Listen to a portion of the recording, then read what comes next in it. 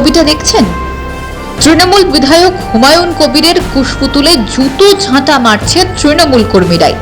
যে তৃণমূল বিধায়ক এতদিন খুব হম্বিতম্বি করছিলেন হিন্দুদের বিরুদ্ধে, হুমকি দিচ্ছিলেন ডাক্তারদের, দেখুন তার কি অবস্থা। নিজের এলাকা ভরতপুরে তার বিরুদ্ধে মিছিলে সামিল কয়েক হাজার দলীয় কর্মী। স্লোগান উঠছে, গদ্দার বিধায়ক দূর হটো, চোর বিধায়ক দূর হটো। মিছিলের নেতৃত্ব দিয়েছেন ভরতপুর 1 নম্বর ব্লকের তৃণমূল কংগ্রেসের সভাপতি নজরুল ইসলাম। মিছিলে তিনি সশরীরে ছিলেন না, তবে তৃণমূল সূত্রে খবর মিছিলের আয়োজন করে দিয়েছিলেন তিনি নিজেই।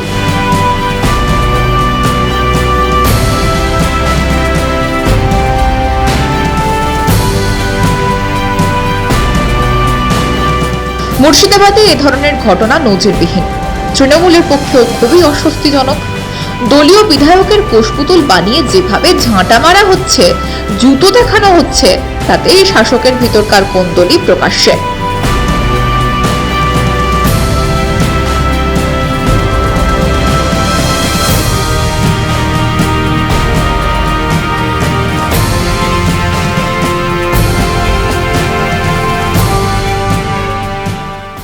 প্রতিবাদ মিছিল আপনারা দেখতে পাচ্ছেন। আমাদের ভরতপুর ব্লকের যারা জনপ্রতিনিধি তারা আজকে আমাদের মিছিলে পায়ে পা মিলাচ্ছে।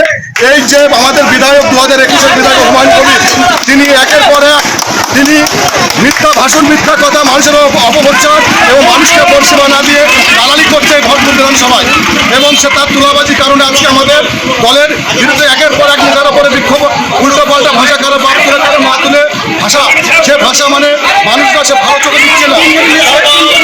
3 কোটি টাকা তুলে আমাদের এখানে আমাদের ভরতপুর বিধানসভায়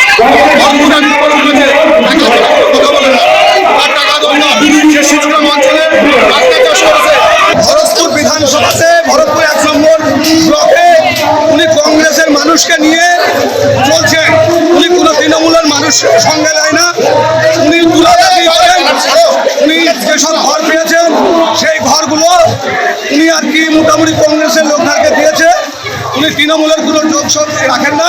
উনি যারা কংগ্রেস করে তাদের সঙ্গে উনার যোগাযোগ, তাদেরকে ইয়ে করেছেন।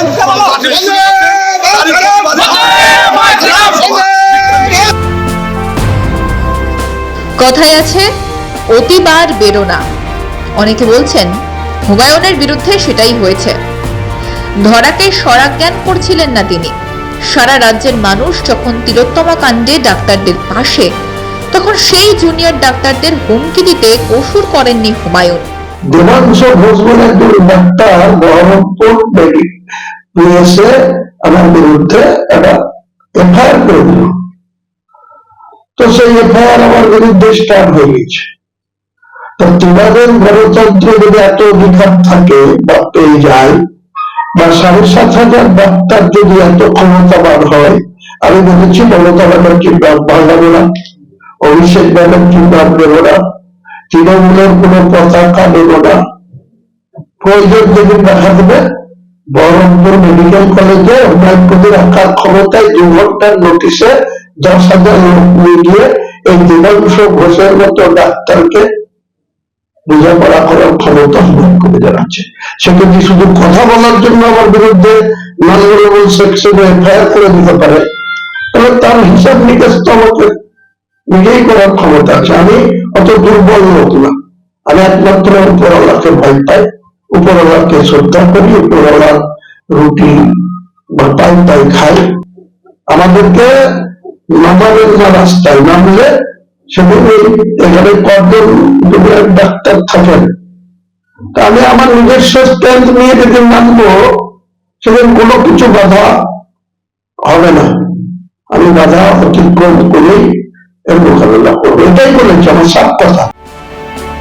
শুধু তাই নয়, ভাগীরথীর জলে হিন্দুদের ভাসিয়ে দেওয়ার যে হুমকি শোনা গিয়েছিল তৃণমূল বিধায়কের মুখে, সেটা যে এলাকার মানুষ ভালোভাবে নেয়নি তা পরিষ্কার। শুধু দলনেত্রীর ইন্ধনে যে দাদাগিরি চিরকাল চলে না, তাই যেন বুঝিয়ে দিল ভরতপুর।